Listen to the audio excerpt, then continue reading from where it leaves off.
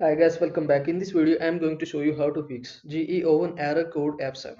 If you want to fix the error code F7, then we need to follow some steps.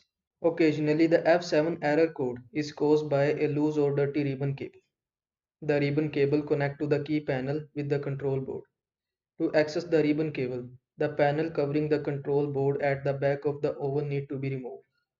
Once the panel is removed, the ribbon cable can be disconnected and cleaned with a pencil eraser or by purchasing an electrical cleaner.